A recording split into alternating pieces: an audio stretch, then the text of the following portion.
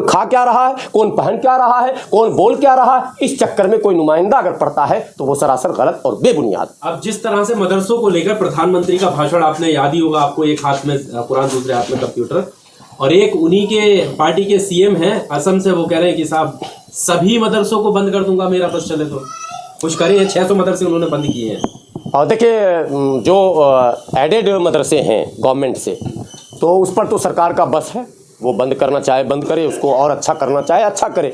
कई राज्य की सरकारें जो है वो मदरसे की इमारत भी बनाने में लगी है, मदरसे में जो मॉडर्न एजुकेशन की बात होती है वो सब काम कर रही है। लेकिन हेमंत विश्व शर्मा का जो वक्तव्य आ रहा है बार बार, तो हेमंत विश्व शर्मा इस बात को जान लें कि हेमंत विश्व शर्मा जैसे कितने विश्व शर्मा इस धरती में समा गए, आए और चले गए। ये जो सेटअप है मजहबी निज़ाम, ये बंद नहीं होता, ये होने वाली चीज़ें नहीं। वो हमारा अपना मकान है, अपना घर है, अपनी मस्जिद है। अपने घर में हम अगर तालीम अपने बच्चों को देते हैं, उसी को हम मदरसा कहते हैं। वो घरेलू स्कूल है और वो चलाते भी हम हैं, चलवाते भी हम हैं, पढ़ते भी हम हैं, पढ़ाते भी हम हैं। उसमें ना आपसे हम कुछ मांगते हैं, न लेते हैं, न देते हैं। आपका कहाँ से हक हो गया? कानून ने आपको इतना बड़ा तो नहीं बना दिया डेमोक्रेसी में कि आप एक मजहब खास को कह देंगे हम ख़त्म कर देंगे। और ताज्जुब इस बात पर है कि केंद्रीय नेतृत्व खामोश, प्रधानमंत्री जी चुप, गृह मंत्री जी चुप। ये ताज्जुब की बात है। मुझे लगता है ग्लोबलाइजेशन के इस दौर में प्रधानमंत्री जी ने दुनिया के बहुत मुल्कों का दौरा किया है, बहुत कुछ सीखा, देखा, जाना है और समझा है। मुझे लगता है कि प्रधानमंत्री जी देर सवेर ये हेमंत विश्व शर्मा जो अपने आप को अलग वो दिखाना चाह रहा है, यानी योगी जी का भी अपने आप को गुरु दिखाना चाह रहा है। योगी जी ने भी मदरसे का सर्वे कराया है, लेकिन उन्होंने कहा कि आधुनिकीकरण करेंगे, हम इसमें कुछ सहूलतें देंगे, तो इसका तो स्वागत हम लोगों ने किया था, लेकिन हमें मदरसा चलने नहीं देंगे।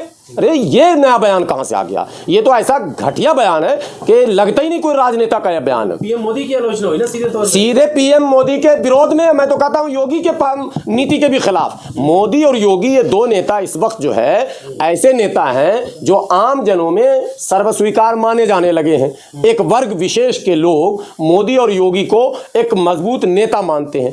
ऐसे में हेमंत विश्व शर्मा योगी और मोदी को ओवरटेक करके अपने आप को उससे भी बड़ा हिंदुत्ववादी चेहरा साबित करना चाह रहा। हिंदुत्ववादी का अर्थ क्या है पता है? हिंदुत्व का मतलब कतई नहीं है कि वो बहुत अच्छा पुजारी हो, वो बहुत अच्छा संत हो, वो बहुत अच्छा संस्कारी हो, वो बहुत अच्छा धार्मिक प्रवृत्ति का होना। हिंदुत्व की एक नई परिभाषा आ गई है, वो है मुसलमानों के खिलाफ जहर उगलिए और आप बड़े हिंदुत्व बनिए। यही हो रहा पिछले दिनों से। जो आपके दिल्ली में एक नेता है, आपको पता, कपिल मिश्रा, मुसलमान के खिलाफ बोला तभी वो हिंदू बना। जब तक मुसलमानों के समर्थन में वो नारा लगा रहा था तो वो आम आदमी पार्टी का नेता था। पढ़िए ला इलाहा इल्लल्लाह और नारा लगाइए, नारे तकबीर, वो वीडियो आपके पास हो गई। तब तक तो वो आम आदमी का नेता था, वो ना हिंदू का नेता था ना मुसलमान का था। जो उसको लगा मुझे हिंदू हृदय सम्राट बनना है तो उसने मुसलमानों को गाली बकना शुरू किया, कटुआ, मुल्ला, ये वो। ऐसा अगर धर्म हिंदू होगा तो सारे संतों को आगे आकर कहना चाहिए भैया ये हिंदुत्व की छवि को इतना धूमिल क्यों कर रहे हो भाई? हिंदुत्व की छवि को इतना खराब कर रहे हो। दुनिया आने वाली तारीखें जब देखेंगी, पढ़ेंगी, तो दुनिया कैसे आपकी तरफ जाएंगी? तो भगदड़ मच जाएगा आपके धर्म में भाई। पर मदरसे को लेकर जो अफवाह फैलाई जा रही है कि भाई यहाँ से पढ़ने वाले बच्चे कैसे होते हैं और उनमें जो है कमी होती है, किस तरीके से वो करते हैं। कितने सारे लोग निकले हैं मदरसे से।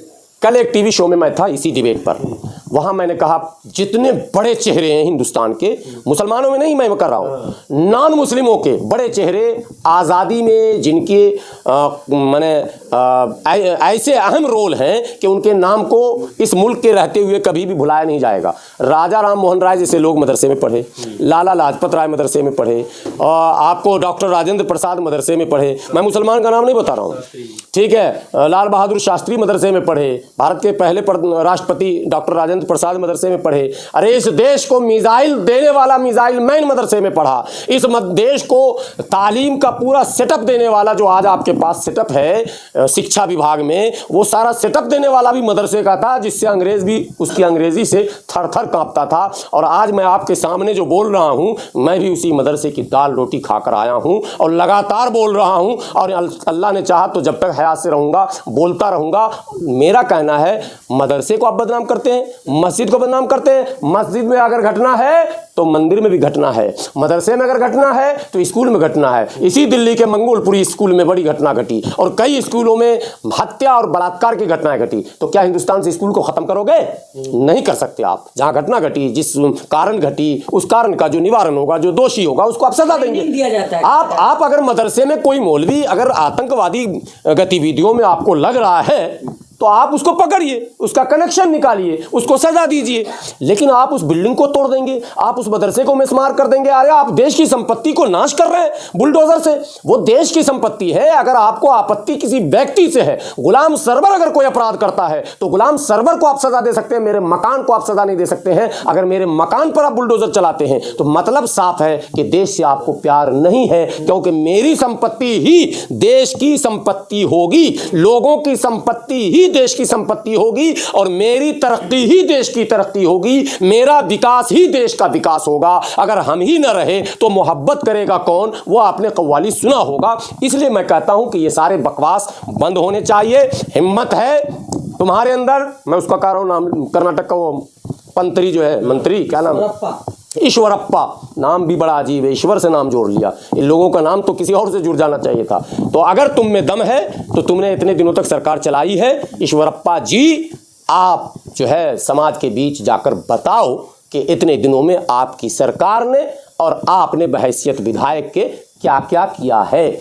लगता है घोटाले ज़्यादा कर लिए हो, काम किए नहीं हो, तो आप अजान का सहारा, वाहरे अजान और वाहरे नमाज, ये डूबते नैया को इनका पार लगाने के लिए भी इनको अजान का सहारा लेना पड़ रहा। अरे और कोई चीज़ का सहारा ले लो मेरे भाई, ये अजान का सहारा क्यों ले रहे हो? बहरहाल चुनावी स्टैंड है, चुनावी तैयारी है। मैं मुस्लिम भाइयों से कहूँगा, इनके इस बयान के ये ट्रैप जो है, इसमें आपको नहीं फंसना। कल अजान दी गई है वहां पर डीएम ऑफिस के बाहर।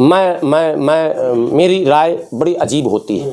मैं उन लोगों से बिल्कुल इत्तेफाक नहीं रखता जो लोग हिंदू राष्ट्र के नाम पर मुस्लिम राष्ट्र बोलते हैं। मैं उनसे इत्तेफाक नहीं रखता। मैं उनसे भी इत्तेफाक नहीं रखता जो हर हर महादेव का जवाब नारे तकबीर से देंगे। नहीं, एक शेर बहुत मशहूर है और बहुत बड़े शायर का है कि अल्लाह से गड़े दूर तो तालीम भी फितना, अमलाक भी, औलाद भी, क्या जागीर भी फितना, और नाहक पे उठे गर कोई शमशीर भी फितना। और शमशीर क्या है? नारे तकबीर भी फितना। तो वो नारे तकबीर जो हर हर महादेव को काउंटर करने के लिए लगाया जाता है, वो फितना है। नारे तकबीर का एहतमाम कहाँ करना है, कब लगाना है, वो सब उसूल हमारे यहाँ तय हैं। ये जो अजान डीएम के ऑफिस में घुस के फला, ये हुआ प्रोवोक करना कि और तुम कुछ बोलो, नहीं बोलोगे तो हम, ये काउंटर नहीं। हमारे यहाँ अगर मजहबी नुक्ते नज़र से हमें सब्र के साथ, हिकमत के साथ, तदबीर के साथ आगे की पॉलिसी बनानी चाहिए। इस मुल्क में कोई अगर ये सोच रहा है कि उस पार चला जाएगा, फेंक दिया जाएगा, ये कभी नहीं होगा, क़यामत तक नहीं होगा। रहना सबको यही है। तो जब सबको यहीं रहना है